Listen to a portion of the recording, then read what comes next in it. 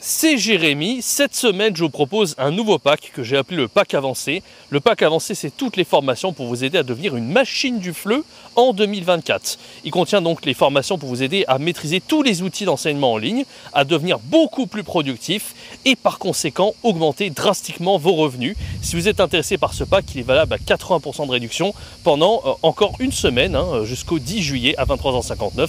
Profitez-en, c'est le premier lien dans la description. Tout de suite, la vidéo du jour.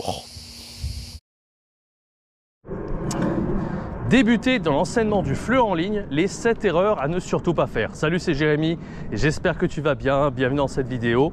J'aimerais te parler un petit peu des 7 erreurs à éviter aujourd'hui comme prof de FLE en ligne. Alors peut-être que tu débutes dans l'enseignement du FLE, peut-être que tu es déjà confirmé, que tu as déjà pas mal d'expérience dans les cours de FLE en ligne, ou peut-être que tout simplement tu commets des erreurs mais tu ne te rends pas compte de ces dernières. Alors, on ne se rend pas compte mais en même temps on n'est pas parfait. Mais je vais quand même te citer les 7 erreurs à ne surtout pas faire si tu enseignes en ligne. Il en existe plein d'autres des erreurs. Je ferai peut-être plusieurs volumes de cette vidéo, volume 1, volume 2, volume 3. N'hésite pas à me dire dans les commentaires si tu trouves ça pertinent. Et n'hésite pas également à t'abonner, à activer la cloche parce que sur cette chaîne, je fais des contenus chaque semaine. En fait, comme tu le sais, je suis hyper régulier dans la création vidéo. Donc si tu veux pas rater toutes les vidéos qui sortent sur cette chaîne, je t'invite vraiment à t'abonner. Et si tu aimes ce genre de concept, laisse-moi un bon like. Alors, la première erreur qu'on fait quand on est prof de FLE en ligne, en général, c'est, j'ai souvent dit, mais on commence par le plus évident, c'est de ne jamais commencer par ce que tu as prévu de faire en fait. Si par exemple tu veux faire un cours, tu as bien diagnostiqué le niveau de l'apprenant, par exemple tu sais que l'apprenant il a un niveau, je sais pas moi, il a un niveau B2 et tu veux faire le conditionnel ou le subjonctif mettons, et bien c'est de commencer directement ton cours, allez hop, allez on va voir le conditionnel, c'est parti. Et direct tu fais ça, direct tu ouvres le manuel et direct tu lui enseignes le conditionnel. Ça c'est le pire truc à faire en fait parce que en fait déjà quand tu es avec un élève, comme tu le sais, c'est pas simplement de l'apport de valeur que tu fais. C'est pas une relation de je suis prof et lui c'est un élève, je lui apporte de la valeur et au revoir. Non, il faut aussi le côté humain en fait de ton cours. Il faut que tu montres que tu es sympathique, il faut que tu crées de la relation, il faut que tu fasses des blagues, il faut que tu amuses l'apprenant, il faut que tu lui donnes envie en fait d'avoir cours avec toi. C'est comme les gens sur YouTube, c'est les youtubeurs. Ils sont suivis pour la valeur qu'ils envoient, pour leur contenu, mais ils sont aussi soutenus par évidemment la personnalité de la personne. Et bien quand tu es un prof, c'est exactement la même chose. Donc je sais pas si tu as vu, j'ai fait une analyse de cours récemment sur la chaîne YouTube et dès le départ, je commence à créer du lien avec mon apprenant qui avait un café devant lui. Je lui demande si c'est pas Starbucks, il me dit que c'est autre chose. Ensuite, on discute. Donc voilà, on ne commence pas directement à rentrer dans la gueule du loup dès le départ. On essaie de créer du lien, on essaie de sympathiser. Et ça, c'est super important. En fait, ton apprenant, c'est un peu comme ton meilleur ami. Et si tu commences déjà à essayer de lui apporter et de faire quelque chose de linéaire, directement de rentrer dans le conditionnel, même si c'est ce dont il a besoin, l'apprenant va s'ennuyer, il va dire ouais c'est pas très fun d'avoir cours avec ce prof, c'est pas super sympa, donc j'apprécie moyennement. Donc ça c'est vraiment la première erreur que tu dois éviter, c'est de manquer un petit peu d'humanité, de manquer de sympathie dans tes cours et de débuter trop vite vers l'apport de valeur et d'oublier le côté humain de ton cours. Ça c'est le premier point. Deuxième point, ça c'est des choses plus spécifiques, c'est tu vois quand tu utilises Zoom par exemple, je vois beaucoup trop de profs en fait qui parlent en continu en fait dans leurs cours. Donc par exemple ils font un cours, ils apprennent des choses à l'apprenant, ils écrivent un petit peu du vocabulaire, de temps en temps ils partagent un peu l'écran pour voir le vocabulaire et c'est tout en fait. Mais dans leur cours ils ont partagé quoi, 3-4 fois leur écran, c'est tout, pendant 1 heure tu vois. Donc c'est vraiment pas le truc que je te conseille de faire. Pourquoi? Parce que je le dis souvent, un cours de FLE, il faut que ça soit extrêmement visuel et quel que soit le niveau. Et en particulier quand c'est un cours niveau débutant, niveau A0, A1, tu vois, il est primordial dans ces cours-là de vraiment montrer tout ce que tu fais en fait. Dès que tu affiches une image, tu le montres. Dès que tu affiches du vocabulaire, dès que tu veux afficher le texte, tu fais lire l'apprenant, tu lui montres le texte par exemple.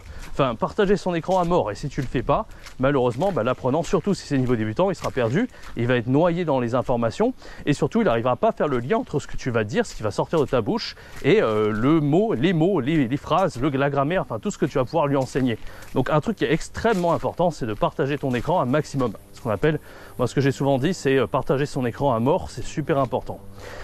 L'autre point, en fait, qui est aussi une autre erreur, c'est que tu sais quand tu donnes du vocabulaire à l'apprenant, il y a beaucoup de profs qui aiment écrire dans le chat et ils disent que c'est suffisant parce qu'après derrière on peut exporter en fait un fichier texte et ce fichier texte on peut l'envoyer aux apprenants, etc. Mais le problème de faire ça, c'est que non seulement tu peux pas mettre la mise en forme, donc si tu as envie de mettre en gras, souligner italique, avec le chat tu pourras pas. Ça c'est le premier point. Et le deuxième point, c'est que bah il n'y a pas de trace écrite. Enfin si, tu peux exporter comme j'ai dit en texte à la fin, mais c'est tellement mieux organisé avec Google Doc. Tu peux mettre des chapitres, tu peux mettre jour après jour, tu peux envoyer directement par mail à ton apprenant, ce qui lui fait en plus que tu récoltes son adresse email, donc c'est pratique. Enfin, tu peux faire beaucoup plus de choses avec Google. Tu peux insérer des images aussi, des liens, enfin faire ce que tu veux, mettre en rouge. Avec le chat, tu peux rien faire de tout ça. Et c'est quand même bien dommage selon moi en fait. Donc moi, ce que je te conseille, c'est vraiment d'utiliser un outil comme Google Doc. Alors s'il y a d'autres outils que tu aimes, hein, qui sont similaires, pourquoi pas. Mais Google Doc est quand même extrêmement complet. Et c'est la raison pour laquelle je te recommande d'utiliser ça. Bien sûr, en partageant ton écran un maximum, ça va de soi, tu vois. Donc là, je vais regarder mon téléphone hein, pour pas oublier ce que je dois dire. Hein. Donc voilà, je pense que dorénavant, je regarderai pour mon téléphone parce qu'il y a pas mal de choses. Ouais, bien sûr, un des problèmes que les profs ont aussi quand ils font cours, c'est de parler trop vite. Mais ça, c'est plutôt au niveau débutant aussi que ça compte. Mais à partir d'un niveau B2, C1, tu peux parler un peu plus vite, bien sûr. Parce qu'il faut aussi qu'il y ait le niveau de difficulté qui va avec. Mais regarde bien, j'ai fait une vidéo on analyse tous les meilleurs profs de YouTube. C'est des profs qui ont des millions d'abonnés. T'as Français avec Pierre, t'as Français authentique, t'as Comme une Française. Regarde tous ces profs-là qui ont des centaines, millions d'abonnés. Vraiment, il n'y en a pas un seul qui parle extrêmement vite. En réalité, ils sont tous à parler lentement. Et parce que c'est ce qui fait la pédagogie en fait. Si tu veux que les apprenants ils comprennent ce que tu dis, qu'ils arrivent, même s'ils ne connaissent pas les mots, au moins ils auront entendu et ils auront compris de quoi tu parles. Mais si tu parles trop vite, non seulement ça sera un mal de tête pour les apprenants, mais en plus tu vas les perdre. Donc une chose qui est vraiment pas naturelle, parce que nous on a tendance à parler extrêmement vite en fait. Là tu vois, comme je parle maintenant, jamais je ferai ça en réalité avec des apprenants, parce que c'est beaucoup trop rapide. Donc vraiment n'hésite pas à ralentir le rythme, à parler beaucoup moins vite, hein, à faire... voilà, essayer de t'adresser en fait comme si tu t'adressais à un enfant en réalité. Essaye de faire ça un petit peu et tu verras que les apprenants arriveront mieux à suivre. Et toi, tu te sentiras aussi, quand tu fais les bonnes choses, tu sentiras que tu es meilleur. Mais c'est vrai que quand on débute l'enseignement du FLE, on a tendance à parler vraiment beaucoup trop vite. Donc n'hésite pas à copier les gens, les bons profs, essaye de parler comme eux. Essaye de décomposer ta phrase en syllabes bien distinctes. Essaye vraiment aussi de varier ta prosodie, ta hauteur de ton. Enfin, il y a pas mal de conseils que je peux te donner par rapport à la voix. N'hésite pas, j'avais fait une vidéo sur le sujet. Je vais essayer de mettre le lien en haut à droite de l'écran. N'hésite pas par rapport à ça. Ensuite, au niveau des erreurs, donc je regarde encore une fois mon téléphone pour ne pas oublier. Voilà, donc ça j'en ai déjà parlé. Manquer d'humanité, j'en ai déjà parlé. Voilà, la dernière erreur, donc là on est à la 7e erreur, donc c'est d'utiliser trop l'anglais, de trop traduire avec l'anglais tout simplement en fait. Parce que ton cours, si tu commences à parler en anglais, à traduire par exemple avec l'apprenant, c'est pas grave si tu le fais. Encore une fois, moi j'ai fait une analyse de cours, tu vois, je le faisais quand même au bout d'un moment parce que je voulais avancer assez vite, il y avait pas mal de choses à voir avec l'apprenant, mais quoique c'était peut-être un peu trop traduit en anglais. D'ailleurs, un des abonnés de la chaîne, Son, m'a fait remarquer qu'il y avait peut-être un peu trop de traduction, que j'aurais dû peut-être plus montrer des images, plus essayer de dessiner, de faire des gestes ou utiliser des synonymes. Bon, je l'ai fait, hein, mais peut-être pas assez. Donc vraiment, l'erreur, ça serait de trop parler anglais, voire vraiment, quand l'apprenant est perdu, de lui expliquer vraiment tout en anglais. Là, c'est vraiment le pire que tu puisses faire. De donner à la limite un mot comme ça, ici et là, c'est pas très grave, mais si tu commences à tout expliquer en anglais, alors pas qu'en anglais d'ailleurs, si l'apprenant, sa langue maternelle, c'est autre, enfin, par exemple, moi j'ai eu des apprenants chinois, si je commençais à leur parler en chinois tout le temps, bah, ils étaient super contents parce que bah, voilà, ils se disent ah ouais, ils parlent chinois, donc maintenant ça va faire moins d'efforts et tout. Le problème, c'est qu'à court terme, ils sont contents, mais à long terme, ils vont vraiment faire des progrès minimes tellement tu leur as parlé leur langue maternelle.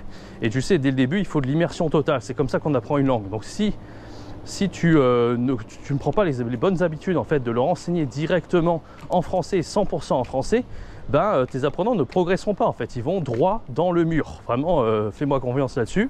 Et ce que je peux te dire par rapport à ça, c'est que bah, regarde en fait encore une fois les meilleurs profs sur YouTube. Donc là j'ai fait, tu vois, un petit tour pour rien, mais je trouve que l'endroit est sympathique. Regarde les meilleurs profs sur YouTube et tu te rendras compte que il n'y en a pas un seul qui enseigne, enfin si, il y en a une, mais il y en a quelques-uns qui ont pris le parti en fait de se démarquer comme ça. Mais les profs qui ont des millions d'abonnés, ils parlent en français, même aux plus débutants. Et c'est ça ce qui fait la qualité d'un bon prof de FLE, c'est quelqu'un qui est capable de se faire comprendre au maximum, malgré le niveau débutant des apprenants. Même au niveau A0, A1, ils vont tenter de se débrouiller dans toute situation et de traduire le moins possible vers la langue de l'apprenant. Par contre, ce que tu peux faire quand tu t'adresses à l'apprenant et que tu connais un petit peu sa langue maternelle, bah, par exemple c'est le chinois, ou je sais pas moi, tu as des apprenants de plein d'horizons différents. Si tu as un cours en groupe, mais ça c'est pas vraiment le cours en ligne, mais si tu as des cours en groupe, en ligne, un truc que tu peux faire qui est intéressant, c'est que si les apprenants ils ont des nationalités différentes, par exemple je sais pas moi, tu as des Chinois, des Coréens, des Japonais, des Russes et que sais-je, Ben, si tu connais un minimum ces langues maternelles et les apprenants qui ont ces langues maternelles, tu vas pouvoir tout simplement leur dire voilà comment ce mot-là vous dites dans votre langue maternelle, et là comment vous dites dans votre langue maternelle. Et en fait tu peux donner du socio-culturel en faisant des parallèles des langues à d'autres. Mais là ça ne veut pas dire que tu traduis, ça veut juste dire que tu apportes quelque chose au cours. Tu montres en fait que pour mémoriser certains mots, il faut commencer à voir quels sont les mots transparents. Donc tu apportes des éléments un peu socio-culturels. Et moi j'ai vu beaucoup de profs de faire ça, où ils parlaient un peu italien, espagnol, ils avaient des notions en fait, sans être bilingues, tu vois. Et ils apportaient tout un côté socio-culturel et qui était linguistiquement super intéressant pour les apprenants. Donc ça tu peux le faire. Par contre traduire de A à Z, ça c'est un truc qu'il faut éviter. Et donner des mots en anglais de temps en temps, pourquoi pas, mais attention à ne pas rentrer dans le piège de trop chercher la facilité. Bien entendu, ça ne veut pas dire que toutes les 5 secondes tu vas regarder sur Google pour trouver une image, ça ne veut pas dire que toutes les 5 secondes tu vas essayer de dessiner ou de faire des gestes, parce qu'il faut savoir quand même souffler un petit peu, faut pas exagérer, mais voilà, c'est une sorte de dosage pour moi, c'est un juste milieu, et l'expérience te fera prendre confiance à ce niveau-là et te permettra vraiment de trouver les meilleurs compromis. Voilà, j'espère que cette vidéo t'aura plu. N'hésite pas à laisser un bon like, à t'abonner, à activer la cloche. Et quant à moi, je te donne rendez-vous très bientôt pour une prochaine vidéo. C'était Jérémy. Ciao, bye bye.